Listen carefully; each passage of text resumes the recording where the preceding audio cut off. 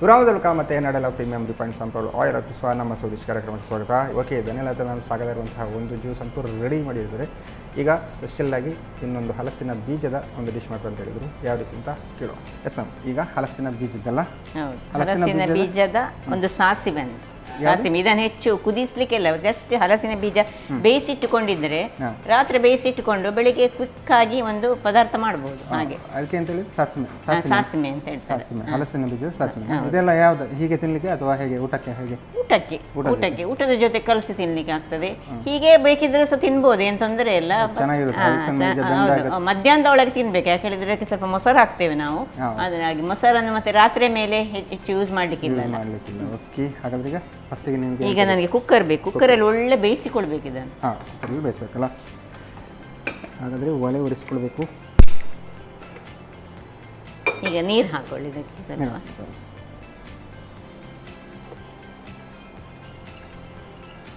ಸಾಕು. ಈಗ ಈ ಒಂದು ಇದರಲ್ಲಿ ನಾನೊಂದು ಸಿಪ್ಪೆ ತೆಗೆದಂತಹ ಒಂದು 15 ಹಲಸಿನ ಬೀಜವನ್ನು ಹಾಕೊಂಡಿದ್ದೇನೆ. ಸೊ ಇದು ನೋಡಿ, ಇದನ್ನು ನಾನು ಸ್ವಲ್ಪ ಗುದ್ದಿದ್ರೆ ಕೂಡಲೇ ಸಿಪ್ಪೆ ನೋಡಿ ಹೀಗೆ ಓಪನ್ ಆಗ್ತದೆ. ನಾನು ಹೇಳಿದೆಲ್ಲ ನಮಗೆ ತೋರಿಸಲಿಕ್ಕೆ ಒಂದು ಎರಡನ್ನು ಇಟ್ಟುಕೊಂಡದ್ದು ನಾನು. ಗುದ್ದಿ ತಂದದನ್ನು ಹೀಗೆ ಅದು ಕೂಡಲೇ ಸಿಪ್ಪೆ ತೆಗಿಲಿಕ್ಕೆ ಸುಲಭ ಆಗ್ತದೆ. ಸಾಕು. ಈಗ ಇದಕ್ಕೆ ಸ್ವಲ್ಪ ಉಪ್ಪು ಆಕ್ಚುಲಿ ಉಪ್ಪು ಹಾಕಿ ಬೇಯಿಸಿ ತಿಂದ್ರೆ ಸಹ ಬಹಳ ಒಳ್ಳೇದು ಹೇಳ್ತಾರೆ. ತುಂಬಾ ಮಂದಿ ಹಳ್ಳಿಗಳಲ್ಲಿ ಮುಂಚೆ ಎಲ್ಲ ಒಣಗಿಸಿ ತಿಂತಿದ್ರು. ಈಗ ಅದಕ್ಕೆ ಸ್ವಲ್ಪ ಹಿಂಗನ್ನು ಹಾಕೊಳ್ತಿದ್ದೇನೆ ನಾನು. ಒಂದು ಚಮಚದಷ್ಟು ಹಿಂಗು, ಸ್ವಲ್ಪ ಗ್ಯಾಸ್ಟ್ರಿಕ್ ಅಂಶವನ್ನು ಹೊಂದಿರೋದ್ರಿಂದಾಗಿ ಹೌದು ತುಂಬಾ ಇರ್ತದೆ. ಅದಕ್ಕೆ ಸ್ವಲ್ಪ ಹಿಂಗು ಹಾಕಿ ಬೇಯಿಸ್ಕೊಳ್ಬೇಕು. ಮತ್ತೆ ಒಂದು ಕರಿಬೇವಿನ ಬೇಕು, ಪರಿಮಳ ಸಹ ಆರೋಗ್ಯಕ್ಕೆ ಅಲ್ಲ. ಈಗ ನೀವು ಬೇಯುವಾಗಲೇ ಹಾಕ್ತಾ ಇದ್ದೀರಾ, ಬೇಯುವಾಗ ಅದರ ಫ್ಲೇವರ್ ಅದನ್ನು ಬಿಟ್ಟುಕೊಳ್ತದೆ. ಅದು ಸ್ವಲ್ಪ ಬುಧವಾರದ್ದು ಸ್ಪೆಷಲ್ ಅಲ್ಲ. ಓಕೆ,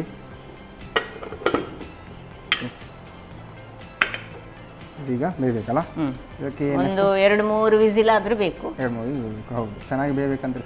ಈ ಹಲಸಿನ ಬೀಜವನ್ನೆಲ್ಲ ನಾವು ಚಿಕ್ಕದಿರುವಾಗಲ್ಲ ಒಲೆಯ ಅದಕ್ಕೆ ಬೆಂಕಿಯ ಒಳಗೆ ಹಾಕಿ ನೋಡಿ ಸುಟ್ಟು ತಿಂದ್ರೆ ಸಹ ತುಂಬಾ ಚೆನ್ನಾಗಿ ಗೆಣಸಿನಾಗೆ ಅಲ್ವಾ. ಮತ್ತೆ ಸಾಂತಣೆ ಅಂತ ನೋಡಿ ಹಿಂದಿನವರು ಮಾಡಿದ್ ನಮ್ಗೆಲ್ಲ. ಈಗ ಅದು ಹೇಗೆ ಮಾಡಿಡ್ಲಿಕ್ಕೆ, ನಮ್ಗೆ ಸ್ಟೋರ್ ಮಾಡಿಡ್ಲಿಕ್ಕೆ ಸ್ವಲ್ಪ ಕಷ್ಟ ಆಗ್ತದೆ ಅಲ್ಲ, ಗೊತ್ತಾಗುದಿಲ್ಲ. ಸಾಂತಣೆ ಅಂತ ಹೇಳಿದ್ರೆ ಅದನ್ನೇ ಹೀಗೆ ಬೇಯಿಸಿ ಇಡುದಲ್ಲ. ಹೌದು, ಬೇಯಿಸಿ ಅಂತ ಮಣ್ಣಿನ ಒಳಗೆ ಇಡ್ತಾರ ಎಂತದ ಮಾಡ್ತಿದ್ದಾರಲ್ಲ ಹಳ್ಳಿಗಳಲ್ಲಿ. ಬೇಯಿಸಿ ಅದನ್ನ ಬಿಸಿಲಿಗೆ ಒಣಗಿಸಿ ಆಮೇಲೆ ಭರಣಿಯಲ್ಲಿ ಹಾಕಿಡುದು. ಅದನ್ನು ನಾವು ಯಾವಾಗ ಮಳೆ ಬರುವ ಟೈಮಲ್ಲೆಲ್ಲ ಹಾಗೆ ಬಿಡಿಸಿ ತಿನ್ನೋದು. ಅದು ಗಮ್ಮತ್ತಿರುತ್ತೆ. ಹಲ್ಲು ಎಲ್ಲ ಗಟ್ಟಿ ಬೇಕು ಅದಕ್ಕೆ, ಹಾಗಾಗಿ ಅದು ಗಟ್ಟಿಯಾಗಿರುತ್ತಲ್ಲ.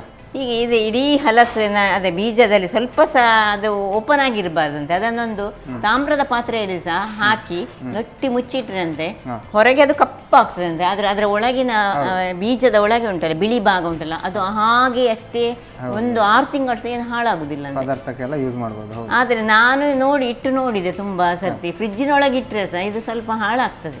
ಫ್ರಿಜ್ಜಿನಲ್ಲ, ನೀವು ಅದು ಭರಣಿ ಅಂತ ಬರುತ್ತೆ, ಏನಾಗುದಿಲ್ವಾ? ಗಮ್ಮತ್ತಿರುತ್ತೆ. ಉಪ್ಪಿನಕಾಯಿಯ ಭರಣಿ ಇಡುದ ನೀವು? ಉಪ್ಪಿನಕಾಯಿ ಭರಣಿ ನೋಡಿ, ನಿಮ್ಗೆಲ್ಲ ನಿಮ್ಮ ಸೈಡ್ ನಲ್ಲೆಲ್ಲ ತುಂಬಾ ಈ ಮಣ್ಣಿದ್ದು ಭರಣಿ ಸಿಗುತ್ತಲ್ಲ, ಅದರಲ್ಲಿ ಇಟ್ಟರು ಕೂಡ ಚೆನ್ನಾಗಿದೆ. ಮತ್ತೆ ಸಾಂತಣಿಯನ್ನು ನಾರ್ಮಲ್ ಆಗಿ ನಾವು ಒಣಗಿಸಿ ನೀವೆಲ್ಲ ಮಾಡಿ ಅಲ್ವಾ? ಇಲ್ಲ, ನನಗೆ ಅದೆಲ್ಲ ಗೊತ್ತಿಲ್ಲ. ನಾವು ಸ್ವಲ್ಪ ಪೇಟೆಯಲ್ಲಿ ಬೆಳೆದದ್ರಿಂದ. ಆದರೆ ನನಗೆ ಸಾಧಾರಣ ಹಳ್ಳಿಯ ನನ್ನ ಅಮ್ಮನ ಅಜ್ಜಿ ಇದ್ರು ನನಗೆ ಮನೆಯಲ್ಲಿ, ಹಾಗೆ ಅವರಿಂದ ತುಂಬ ನಾನು ಕಲ್ತ್ಕೊಂಡಿದ್ದೇನೆ. ಆದರೆ ಅವರು ಸಹ ಹಳ್ಳಿಯ ಕೆಲವೆಲ್ಲ ವಿಷಯಗಳು, ಈ ಸಾಂತಾಣಿ ನನಗೆ ಗೊತ್ತಿಲ್ಲ ಹೇಗೆ ಅಂತ. ಆಲ್ಮೋಸ್ಟ್ ಎಲ್ಲ ಅಡಿಗೆ ನಿಮಗೆ ಗೊತ್ತುಂಟು. ಅದನ್ನು ಹೇಗೆ ಮಾಡಿ ಇಡುದು ಹೇಳಿ ನನಗೆ ಅದನ್ನು ಸ್ಟೋರ್ ಮಾಡುದು. ಈವನ್ ನಾನು ತುಂಬ ಟ್ರೈ ಮಾಡಿದೆ.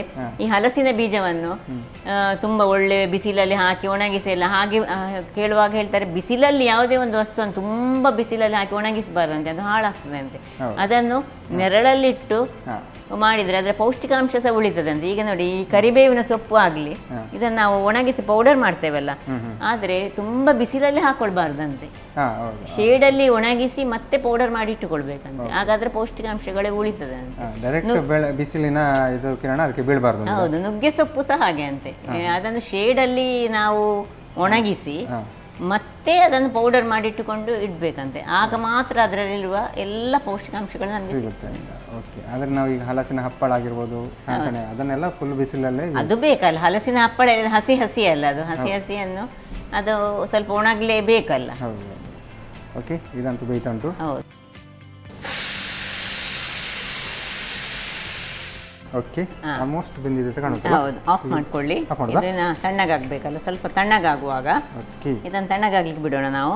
ಈಗ ಇದಕ್ಕೆ ಒಂದು ಮಸಾಲೆಯನ್ನು ರೆಡಿ ಮಾಡೋಣ. ಹಾಂ ಓಕೆ. ಒಂದು ಸಿಂಪಲ್ ಮಸಾಲೆ, ಒಂದು ಸಣ್ಣ ಮಿಕ್ಸಿ ಕೊಡಿ. ಮಿಕ್ಸಿ ಜಾರ್ ಬೇಕಾ? ಸಿಂಪಲ್ ಮಸಾಲೆನಾ? ಹೌದು. ಈಗ ಇದರಲ್ಲಿ ತೆಂಗಿನ ತುರಿ ಓಕೆ, ಒಂದು ಅರ್ಧ ಕಪ್ಪಿನಷ್ಟು. ಅರ್ಧ ಕಪ್. ಇನ್ನು ಮೊಸರು ಆಗ್ತದೆ. ಓಕೆ ಹಾಂ. ಮೊಸರು ಒಂದು ಅದು ಕೂಡ 5 ಚಮಚ ಸಾಕು. ಅದು ಹುಳಿಗೆ. ಸಪೋಸ್ ನಿಮ್ಮ ಹತ್ರ ಮೊಸರು ಇಲ್ಲ ಅಂದ್ರೆ, ಮೊಸರು ಬೇಡದವರು ಟೊಮೆಟೊ ಅಲ್ಲ, ಇದು ಸ್ವಲ್ಪ ಚೂರು ಹುಳಿ ಹಾಕ್ಬೋದು, ಅಥವಾ ಬಿಂಬುಳಿ ಇದ್ರೆ ಬಿಂಬುಳಿ ಹಾಕ್ಬೋದು, ಎಂತ ಸಹ ಆಗ್ತದೆ. ಯಾವುದು ಹುಳಿ ಅಂಶ ಇರುವಂಥದ್ದು. ಅಥವಾ ಏನಲ್ಲದೆ ಕೊನೆಗೆ ಲಿಂಬೆ ಹಣ್ಣನ್ನು ಸಹ ಹಿಂಡಿದ್ರೆ ಸಹ ಕೊನೆಗೆ ಆಗ್ತದೆ. ಇಲ್ಲದಿದ್ದರೆ ಈ ಮೊಸರು ಹಾಕ್ಕೊಳ್ಬೇಕು. ಇನ್ನು ಚೂರು ಉಪ್ಪು, ಅದಕ್ಕೆ ಸಹ ಹಾಕಿದ್ದೇವೆ, ನಾವು ನೋಡಿಕೊಂಡು ಹಾಕಬೇಕು. ಮತ್ತು ಜೀರ ಒಂದು ಅರ್ಧ ಸಾಕು, ಅರ್ಧ ಟೀ ಸ್ಪೂನ್. ಮತ್ತು 2-3 ಮೆಣಸು. ಮೆಣಸಲ್ಲ, ಅದು ಚಿಕ್ಕ ಮೆಣಸು ಹಾಕಿದ್ರೆ ಭಯಂಕರ ಖಾರ ಉಂಟು. ಹೌದಾ? ಅಷ್ಟು ಬೇಡ ಹಾಗಾದರೆ. ಖಾರ ಇದ್ರೆ ಒಳ್ಳೇದು ನೋಡಿ. ನಿಮಗೆ ಖಾರ ಬೇಕಾ? ಖಾರ ಆದರೆ ಇದು ಹೆಚ್ಚು ಖಾರ ಮಾಡಲಿಕ್ಕಿಲ್ಲ. ಖಾರ ಬೇಕಿದ್ರೆ ಇನ್ನು ಸ್ವಲ್ಪ 1 ಚಮಚದಷ್ಟು ಸಾಸಿವೆ. ಸಾಸಿವೆ ಕೂಡ ಹೀಗೆ ಹಸಿ ಸಾಸಿವೆಯನ್ನು ಹಾಕೊಳ್ಳೋದು. ಮತ್ತೆ ಇರುವುದೇ ಒಗ್ಗರಣೆಗೆಲ್ಲ. ಇನ್ನೀಗ ಒಗ್ಗರಣೆ ಸಹ ಉಂಟು, ಒಗ್ಗರಣೆ ಕೊಡ್ಲಿಕ್ಕೆ ಸಹ ಉಂಟು ನೋಡಿ. ಒಗ್ಗರಣೆಗೆ ಅರ್ಧ ಚಮಚ ಮತ್ತೆ ಇದಕ್ಕೆ ಅರ್ಧ ಚಮಚ ಹಾಕೊಂಡಿದ್ದೇನೆ. ಇನ್ನು ಬೇರೆ ಏನಿಲ್ಲ, ಇದಕ್ಕೆ ಸ್ವಲ್ಪ ನೀರು ಹಾಕಿ ಅದೆಲ್ಲ ಒಗ್ಗರಣೆಗೆ. ಈಗ ಸ್ವಲ್ಪ ನೀರು ಬೇಕಲ್ಲ? ಸ್ವಲ್ಪ ನೀರು, ಸ್ವಲ್ಪ ಹೆಚ್ಚು ಬೇಡ. ಸಾಕು ಸಾಕು. ಮತ್ತೆ ಬೇಕಿದ್ರೆ ಹಾಕೊಳ್ಳೋಣ. ಇಷ್ಟನ್ನೀಗ ಗ್ರೈಂಡ್ ಮಾಡಿ ಕೊಡಬೇಕಲ್ಲ?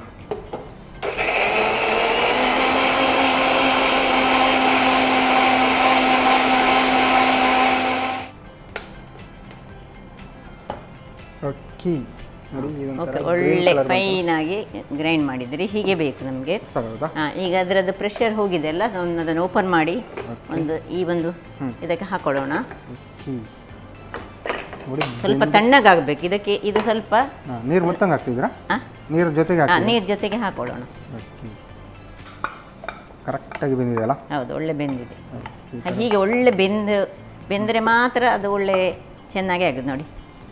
ಇನ್ನು ಸ್ವಲ್ಪ ಇದನ್ನು ಹೀಗೆ ಪ್ರೆಸ್ ಮಾಡಿ ಸ್ವಲ್ಪ ಪುಡಿ ಮಾಡ್ಕೊಳ್ಳೋಣ. ಈಗಲೇ ಬಿಸಿ ಬಿಸಿಗೆ ಹಾಕ್ಕೊಳ್ಳಿಕ್ಕಿಲ್ಲ, ಸ್ವಲ್ಪ ತಣ್ಣಗಾಗಬೇಕಿದು. ಸೊ ಇದನ್ನು ಪಕ್ಕಕ್ಕೆ ಇಟ್ಕೊಳ್ಳಿ. ಯಾಕೆ ಹೇಳಿದ್ರೆ ಇದರಲ್ಲಿ ನಾವು ಮೊಸರು ಯೂಸ್ ಮಾಡಿದ್ರಿಂದಾಗಿ. ಇಲ್ಲದಿದ್ದರೆ ನಾವು ಸೀದಾ ಹಾಕ್ಕೊಳ್ಬೋದು. ಸ್ವಲ್ಪ ತಣ್ಣಗಾಗಲಿ. ಓಕೆ, ಇದೀಗ ತಣ್ಣಗಾಯ್ತು ನೋಡಿ. ತಣ್ಣಗಾಯ್ತು. ಈಗ ಇನ್ನು ಇದಕ್ಕೆ ಮಿಕ್ಸ್ ಮಾಡೋದು ಮತ್ತು ಒಂದು ಒಗ್ಗರಣೆ. ಇದಕ್ಕೊಂದು ಪರಿಮಳಯುಕ್ತವಾದ ಒಂದು ಒಗ್ಗರಣೆ ಕೊಟ್ಟರೆ ಒಂದು ರುಚಿಯಾದ. ಇದಕ್ಕೆ ಬೇಕಿದ್ರೆ ಒಂದು ಸೌಟು ಕೊಡಿ ಅಂತೆ. ಮಿಕ್ಸ್ ಮಾಡಿದನೇ ಏನು ಬೇಯಿಸಬೇಕು ಅಂತೇನಿಲ್ಲ? ಇಲ್ಲ, ಇದು ಬೇಯಿಸ್ಲಿಕ್ಕಿಲ್ಲ, ಇನ್ನು ಬೇಯಿಸ್ಲಿಕ್ಕಿಲ್ಲ. ಇದು ಹಸಿ ಗೊಜ್ಜು ಸಹ ಹೇಳ್ತಾರೆ, ಸಾಸಿವೆ ಅಂತ ಸಹ ಹೇಳ್ತಾರೆ. ಆಲ್ಮೋಸ್ಟ್ ರೆಡಿ ಆಯಿತು. ಇನ್ನು ಒಂದು ಒಗ್ಗರಣೆ ಕೊಡು. ಒಗ್ಗರಣೆಗೆ ಈಗ ಬೆಂಕಿ ಉರಿಸಬೇಕಲ್ಲ? ಸ್ವಲ್ಪ ಖಾರ ಆಗಿದೆ, ಇಲ್ಲದೆ ಇಷ್ಟು ಖಾರ ಮಾಡಲಿಕ್ಕಿಲ್ಲ ನಮಗೆ. ಹೌದು, ಅದು ಆ ಮೆಣಸು ಚಿಕ್ಕದು ನೋಡುವಾಗಲೇ ಗೊತ್ತಾಗ್ತದೆ ಖಾರ ಇತ್ತು ಅಂತ. ಓಕೆ, ಆಯಿಲ್ ಬೇಕಲ್ಲ? ಆಯಿಲ್ ಅಂತ ಬಂದಾಗ ಆ್ಯಕ್ಚುಲಿ ಒಂದು ಮೆಣಸು ಹಾಕಿದರೆ ಸಾಕಾಗ್ತದೆ. ಓಕೆ, ನಡೆಲ್ಲ ಪ್ರೀಮಿಯಂ ರಿಫೈನ್ಡ್ ಸನ್ಫ್ಲವರ್ ಆಯಿಲ್ ಹಾಕ್ತಿದ್ವಿ. ಸಾಕು ಸಾಕು ಸಾಕು ಸಾಕು, ತುಂಬ ಬೇಡ, ಸ್ವಲ್ಪ ಸಾಕು. ಇದಕ್ಕೆ ಎಣ್ಣೆ ಸಾಕು, 1 ಚಮಚ ಅಥವಾ 1.5 ಚಮಚದಷ್ಟು. ತುಂಬ ಎಣ್ಣೆ ಸಹ ಹಾಕೊಳ್ಳಿಕ್ಕಿಲ್ಲ. ಓಕೆ, ಆಯಿಲ್ ಅಂತೂ ಆಯಿಲ್ ಬಿಸಿ ಆಯಿತು, ಸಣ್ಣ ಮಾಡಿ ಇದು. ಸೊ ಈಗ 1-2 ಬೆಳ್ಳುಳ್ಳಿ ಎಸಳು ಹಾಕೊಳ್ಳೋಣ. ಈ ಥರ ಸಾಸಿವೆ ಆ ಥರ ಮಾಡಿದಾಗ ಅದಕ್ಕೆ ಇದು ಒಗ್ಗರಣೆ ಬಿದ್ದರೆ ಚಂದ ಅಲ್ಲ? ಹೌದು, ಒಗ್ಗರಣೆ ಬೇಕೇ ಬೇಕು. ಸ್ವಲ್ಪ ಇದನ್ನು ಕ್ರಷ್ ಮಾಡಿ ಹಾಕೊಳ್ಳೋಣ, ಸಣ್ಣದಿರಲಿ. ಸಾಸಿವೆಯನ್ನು ಮಾತ್ರ ಲಾಸ್ಟ್ ಹಾಕೊಂಡಿದ್ದೀರಾ? ಹೌದು, ಯಾಕೆ ಹೇಳಿದ್ರೆ ಇಲ್ಲಿ ಪಟ್ಪಟ ಅದು ಹೊಡಿತದಲ್ಲ, ಅದಕ್ಕೆ ಸ್ವಲ್ಪ ನಮ್ಮದು ಬೆಳ್ಳುಳ್ಳಿ ಸ್ವಲ್ಪ ಕಲರ್ ಚೇಂಜ್ ಬೇಕು ನಮಗೆ. ಅದಕ್ಕೋಸ್ಕರ ನಾನು ಸ್ವಲ್ಪ ಸಾಸಿವೆಯನ್ನು ಲಾಸ್ಟಿಗೆ ಹಾಕೋಣ. ಇದು ಅದು ತಿನ್ನುವಾಗ ನಡುವಲ್ಲಿ ಬೆಳ್ಳುಳ್ಳಿ ತಿಂದರೆ ಅದರದ್ದು ಮತ್ತೆ ಫ್ಲೇವರ್ಸ್ ಎಣ್ಣೆಯಲ್ಲಿ ಬಿಟ್ಟುಕೊಂಡು ಚೆನ್ನಾಗಿರುತ್ತೆ. ಕಲರ್ ಬ್ರೌನ್ ಆಗುವಾಗ ಈಗ ಸಾಸಿವೆಯನ್ನು ಹಾಕೊಳ್ತಿದ್ದೇನೆ. ನಾವು ಪಾಯಸಕ್ಕೆ ಏನು ಗೋಡಂಬಿ ದ್ರಾಕ್ಷಿ ಮತ್ತು ಒಗ್ಗರಣೆಗೆ ಬೆಳ್ಳುಳ್ಳಿ ಎಲ್ಲ ಜಾಸ್ತಿ ಬಿದ್ದರೆ ಉಂಟಲ್ಲ, ಅದನ್ನೇ ಹೆರಿಗೆ ತಿನ್ನೋದಲ್ಲ. ಹೌದು. ನೋಡಿ ಚಡವಡ ತಂದು ಚಟಪಟ ಆಯಿತು, ಸಾಸಿವೆ ಆಯಿತು, ಅದಕ್ಕೆ ಒಗ್ಗರಣೆ ಬಿದ್ದು ಆಯಿತು. ಘಮಿಸುವ. ಯಾರು ಕೊಟ್ಟರೆ ಸಹ, ಇಲ್ಲದಿದ್ದರೆ ಓ ಹಲಸಿನ ಬೀಜವಾ ಬೇಡ ಅಂತ ಹೇಳುವವರು ಇದನ್ನು ಈ ಥರ ಮಾಡಿದರೆ ತುಂಬ ಚೆನ್ನಾಗಿ ತಿಂತಾರೆ. ಈಗ ಡೈರೆಕ್ಟ್ ಸರ್ವ್ ಮಾಡ್ಕೊಳ್ಳೋದಲ್ಲ? ಸರ್ವ್ ಮಾಡ್ತೇನೆ. ನೀವೇನು ಒಗ್ಗರಣೆಯನ್ನು ಸ್ವಲ್ಪ ಮಿಕ್ಸ್ ಎಲ್ಲ ಮಾಡ್ಕೊಳ್ಳಿಲ್ಲ? ಮಾಡುವ ಕೊನೆಗೆ ಅದರ ಮೇಲೆಗೆ ಹಾಕೊಳ್ಳುವ ಹೇಳಿ, ಸ್ವಲ್ಪ ನಿಮ್ಮ ಪ್ರೆಸೆಂಟೇಷನ್ಗೆ ಸ್ವಲ್ಪ ಇರಲಿ, ಚೆನ್ನಾಗಿ ಕಾಣಬೇಕಲ್ಲ. ಹೌದು, ಎಲ್ಲ ಮಿಕ್ಸ್ ಮಾಡೋದಲ್ಲ, ನಾವು ಒಗ್ಗರಣೆ ಕೊಟ್ಟ ಕೂಡಲೇ ಮಿಕ್ಸ್ ಮಾಡಿಕೊಂಡೆ. ಹೌದು. ಹೀಗೆ ಘಮ ಬರ್ತದ ನಿಮಗೆ? ಘಮ ಬರ್ತಾ ಉಂಟು, ಒಗ್ಗರಣೆ ಬಿದ್ದಾಗಲೇ ಫುಲ್ ಘಮ ಬರ್ತುಂಟು.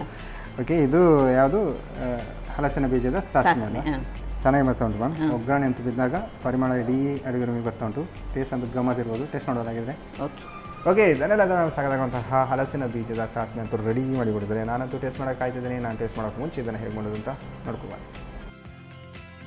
ಹಲಸಿನ ಬೀಜದ ಸಾಸಿವೆ ತಯಾರಿಸುವ ವಿಧಾನ. ಮೊದಲಿಗೆ ಸಿಪ್ಪೆ ಸುಲಿದ ಹಲಸಿನ ಬೀಜವನ್ನು ಮುಳುಗುವಷ್ಟು ನೀರು ಹಾಕಿ, ರುಚಿಗೆ ತಕ್ಕಷ್ಟು ಉಪ್ಪು, ಹೀಂಗು 1 ಚಮಚದಷ್ಟು, ಕರಿಬೇವು ಹಾಕಿ 3 ರಿಂದ 4 ವಿಸಿಲ್ ಬರುವವರೆಗೂ ಬೇಯಿಸಿ. ಇನ್ನೊಂದೆಡೆ ಅರ್ಧ ಕಪ್ ತೆಂಗಿನ ತುರಿಗೆ 5 ರಿಂದ 6 ಚಮಚದಷ್ಟು ಮೊಸರು, ರುಚಿಗೆ ತಕ್ಕಷ್ಟು ಉಪ್ಪು, ಅರ್ಧ ಚಮಚ ಜೀರಿಗೆ, 5 ರಿಂದ 6 ಹಸಿಮೆಣಸು, ಅರ್ಧ ಚಮಚದಷ್ಟು ಸಾಸಿವೆ, ಸ್ವಲ್ಪ ನೀರು ಹಾಕಿ ನುಣ್ಣಗೆ ರುಬ್ಬಿಕೊಳ್ಳಿ. ಬೇಯಿಸಿದ ಹಲಸಿನ ಬೀಜ ಸ್ವಲ್ಪ ತಣ್ಣಗಾದ ನಂತರ ರುಬ್ಬಿದ ಮಿಶ್ರಣವನ್ನ ಸೇರಿಸಿ ಕಲಸಿಕೊಳ್ಳಿ. ಕೊನೆಯಲ್ಲಿ ಸ್ವಲ್ಪ ಎಣ್ಣೆಯನ್ನ ಬಿಸಿ ಮಾಡಿಕೊಂಡು ಬೆಳ್ಳುಳ್ಳಿ, ಕರಿಬೇವು, ಸಾಸಿವೆ ಹಾಕಿ ಒಗ್ಗರಣೆ ಮಾಡಿಕೊಂಡರೆ ರುಚಿಕರವಾದ ಹಲಸಿನ ಬೀಜದ ಸಾಸಿವೆ ತಯಾರು. ಅಡುಗೆ ಅಂತೂ ರೆಡಿ ಆಗಿದೆ. ಒಂದು ಸಾಸಿವೆ ಮತ್ತು ಇನ್ನೊಂದು ಜ್ಯೂಸ್ ಅಲ್ಲ, ಎರಡು ನೋಡು ಟೇಸ್ಟ್ ಯಾವ ಸಾಗ್ಬೋದು. ನೀವು ಒಮ್ಮೆ ನೋಡಿ, ನಿಮಗೆ ನೀವು ಖಾರ ಬೇಕು ಹೇಳಿದಕ್ಕೆ ಸ್ವಲ್ಪ ಹೆಚ್ಚು ಮೆಣಸು ಹಾಕಿದ್ರೆ. ಹೌದು, ಅಷ್ಟು ಮೆಣಸು ಬೇಡ, ಸ್ವಲ್ಪ ಖಾರ ಬೇಕಿದ್ದವರು ಮಾಡ್ಕೊಳ್ಬೋದು. ಓಕೆ, ತಗೊಳ್ಳಿ ನೀವು ಕೂಡ ಸ್ವಲ್ಪ ಏನು ಒಂದು ಸಣ್ಣ ಸಣ್ಣ ತುಂಡು ಅದರ ಟೇಸ್ಟ್ ತೆಗೆದುಕೊಳ್ಳಿ. ಖಾರ ಆಗಿದ? ಚೆನ್ನಾಗುಂಟು, ಕರೆಕ್ಟಾಗಿ ಬೆಂದಿದೆ ಕೂಡ ಅಲ್ಲ. ಇದು ಯಾವುದು ಹಲಸಿನ ಬೀಜ ಮಾತ್ರ ಕರೆಕ್ಟ್ ಬೇಯಲೇಬೇಕು, ಇಲ್ಲದಿದ್ರೆ ಅದು ಒಳ್ಳೇದಾಗೋದಿಲ್ಲ. ಒಳ್ಳೆ ಆಗಲ್ಲ. ಚೆನ್ನಾಗಿದೆ. ಮತ್ತೆ ಏನು ಅದಕ್ಕೆ ಖಾರ ಜಾಸ್ತಿ ಇದ್ರೆ ಚೆನ್ನಾಗಿರ್ಬೋದು. ಈ ಅನ್ನಕ್ಕೆಲ್ಲ ಅನ್ನಕ್ಕೆ. ಓಕೆ, ಹೀಗೆ ಕುಡಿಯೋದಾದ್ರೆ ಖಾರ ಅಷ್ಟು ಹಾಕ್ಬೇಕಂತಿಲ್ಲ. ಓಕೆ, ಇದು ಮಾತ್ರ ಅನ್ನಕ್ಕೆ ಸೂಟ್ ಆಗೋದಲ್ಲ, ಹೀಗೆ ತಿನ್ನೋದಕ್ಕಿಂತ ಅನ್ನಕ್ಕೆ ಸೂಟ್ ಆಗೋದು. ಚೆನ್ನಾಗಿಂಟು. ನಾರ್ಮಲ್ ನಾವೀಗ ಏನು ಹಾಗೆ ಗಂಜಿ ಊಟ ಆ ಥರ ಎಲ್ಲ ಇರುವಾಗ ಈ ಥರದೊಂದು ಸೈಡಲ್ಲಿ ಇದ್ದರೆ ಒಂದು ಉಪ್ಪಿನಕಾಯಿಯ ತುಂಡು, ಒಂದು ಹಪ್ಪಳ ಇದ್ದರೆ ಸಾಕು. ನೋಡಿ, ನೀವು ಈಗಲೇ ಆಸೆ ಬರ್ತಾ ಇದೆ. ಹಾಗಾಗಿ ಇದನ್ನು ಈಗ ಮತ್ತೆ ಆಸೆ ಹುಟ್ಟಿಸುದು ಊಟಕ್ಕೆ ಇದನ್ನು ಹಾಗೆ ತಿನ್ನುವಲ್ಲ. ಉಪ್ಪಿನಕಾಯಿ, ಒಂದು ಮೆಣಸು, ಈ ಥರ ಎಲ್ಲ ಇದ್ದರೆ ಚೆನ್ನಾಗಿದೆ, ಟೇಸ್ಟಿ ಆಗಿದೆ. ಈಗ ಸ್ಪೆಷಲ್ ಆಗಿ ಜ್ಯೂಸ್ ಎಲ್ಲ ಈಗ ಕುಡಿದಿದ್ದೀರಾ ನೀವು? ಬೀಟ್ರೂಟ್ ಹಾಕಿದಂಥ ಜ್ಯೂಸು ಯಾವುದು ABC ಜ್ಯೂಸ್ ಉಂಟಲ್ಲ, ಅದು ಕುಡಿದಿದೆ. ಬಟ್ ಈ ರಾಗಿಗೆ ಬೀಟ್ರೂಟ್ ಹಾಕಿ ಫಸ್ಟ್ ಟೈಮ್ ಕುಡಿದಿದೆ. ಹೌದಾ? ಕುಡಿ. ಓಕೆ, ಸ್ವೀಟ್ ಹೆಚ್ಚು ಬೇಕಿದ್ದವರು ಹೆಚ್ಚು ಖರ್ಜೂರ ಯೂಸ್ ಮಾಡ್ಬೋದು. ಓಕೆ, ಹೌದು. ಇದಕ್ಕೆ ನಾವು ಬೆಲ್ಲ ಇನ್ನು ಸ್ವಲ್ಪ ಜಾಸ್ತಿ ಯೂಸ್ ಮಾಡಿದರೆ ಚೆನ್ನಾಗಿ ಬರೋದಲ್ಲ, ಒಳ್ಳೆದಾಗ್ತದೆ. ಹೌದು. ಮತ್ತೆ ಯಾರು ನಾನು ಹೇಳಿದೆಲ್ಲ, ಇದು ವೆಯ್ಟ್ ಲಾಸ್ ಮ್ಯಾನೇಜ್ಮೆಂಟ್ ನಲ್ಲಿ ಇರುವವರು, ಅಂದ್ರೆ ಯಾರು ವೆಯ್ಟ್ ಕಮ್ಮಿ ಮಾಡ್ಬೇಕು ಅಂತವರಿಗೆ ಇಷ್ಟೇ ಸಾಕು. ಹೌದು, ಸ್ವೀಟ್ ಏನು ಜಾಸ್ತಿ ಹಾಕಬೇಕಂತಿಲ್ಲ. ಮತ್ತೆ ಯಾರಿಗೆಲ್ಲ ನೋಡಿ ಏಜ್ ಆದವರಿಗೆಲ್ಲ ಇಂಥದ್ದು ಬೆಳಿಗ್ಗೆ ಒಂದು ಗ್ಲಾಸ್ ಕೊಟ್ಟು ಮತ್ತೆ ಬ್ರೇಕ್ಫಾಸ್ಟ್ ಕೊಟ್ರೆ ತುಂಬಾ ಒಳ್ಳೇದು. ನೀವು ಏನು ಅದಕ್ಕೆ ತೆಂಗಿನ ಹಾಲು ಹಾಕಿದ್ದು ಅದು ಸ್ವಲ್ಪ ಹಾಗೆ ಗೊತ್ತಾಗ್ತದೆ ಅಲ್ಲ. ತೆಂಗಿನ ಹಾಲಲ್ಲೇ ಸ್ವೀಟ್ನೆಸ್ ಉಂಟು, ಸ್ವೀಟ್ ಇರ್ತದೆ ತೆಂಗಿನ ಹಾಲೆ. ಹಾಗಾಗಿ ನನ್ನವರಾದ್ರೆ ಇನ್ನು ಸ್ವಲ್ಪ ಜಾಸ್ತಿ ಸ್ವೀಟ್ ಹಾಕ್ತೇನೆ, ಬೆಲ್ಲ ಜಾಸ್ತಿ ಆಡ್ ಮಾಡ್ಬೋದು. ಇಲ್ಲಾದ್ರೆ ಆರೋಗ್ಯ ದೃಷ್ಟಿಯಿಂದ ನೋಡಿದ್ರೆ ಇಷ್ಟೇ ಸ್ವೀಟ್ ಚೆನ್ನಾಗಿರುತ್ತಲ್ಲ, ಚೆನ್ನಾಗಿದೆ, ಟೇಸ್ಟ್ ಆಗಿದೆ. ಮತ್ತೆ ನೀವು ಅದಕ್ಕೆ ಏನು ನಟ್ಸ್ ಹಾಕಿದ್ರಿ, ಆಮೇಲೆ ಅದಕ್ಕೆ ಏನು ಹಾಕಿದ್ರಿ, ಅದು ಸಬ್ಜಾ ಬೀಜ ಹಾಕಿದ್ರಲ್ಲ, ಅದು ಕೂಡ ಬಾಯಿಗೆ ಹಾಗೆ ಸಿಗುವಾಗ ಮಧ್ಯಾಹ್ನದ ಹೊತ್ತಿಗೆಲ್ಲ ತಂಪಾಗಿ ಗಮ್ಮತ್ತಿರ್ಬೋದು. ಹಾಗಾಗಿ ಟೇಸ್ಟ್ ಅಂತೂ ಗಮ್ಮತ್ತಿದೆ. ಆರೋಗ್ಯ ದೃಷ್ಟಿಯಿಂದ ನೋಡಿದ್ರೆ ಈ ತರದ ಫುಡ್ಗಳೆಲ್ಲ ಡೈಲಿ ಒಂದೊಂದು ದಿವಸ ಮಾಡ್ಕೊಂಡು ಕುಡಿಬೇಕು. ಮಾಡಿ ಕೊಡುವವರಿದ್ರೆ ತುಂಬ ಒಳ್ಳೇದಲ್ಲ, ಕೊಡುವವರಿದ್ರೆ ತುಂಬ ಒಳ್ಳೆಯವರು. ಇಲ್ಲದ್ರೆ ನಾವೇ ಈಗ ಈ ಥರ ನೀವು ಮಾಡಿದ್ದನ್ನ ನೋಡಿ ಮಾಡ್ಕೊಳ್ಬೋದು. ಓಕೆ, 2 ಡಿಶ್ ಕೂಡ ಚೆನ್ನಾಗಿ ಬಂದಿದೆ, ಟೇಸ್ಟಿಯಾಗಿ ಬಂದಿದೆ. ಹಾಗಾಗಿ ನಮಗೆ ಒಂದು ಕಾರ್ಯಕ್ರಮ ಒಂದು ಡಿಶ್ ಕೊಡೋದಕ್ಕೆ ನಿಮಗೆ ನಡೆಲ್ಲ ಪ್ರೀಮಿಯಂ ರಿಫೈನ್ಡ್ ಸನ್ಫ್ಲವರ್ ಆಯಿಲ್ ಅವರ ಕಡೆಯಿಂದ ಒಂದು ಚಿಕ್ಕ ಗಿಫ್ಟ್.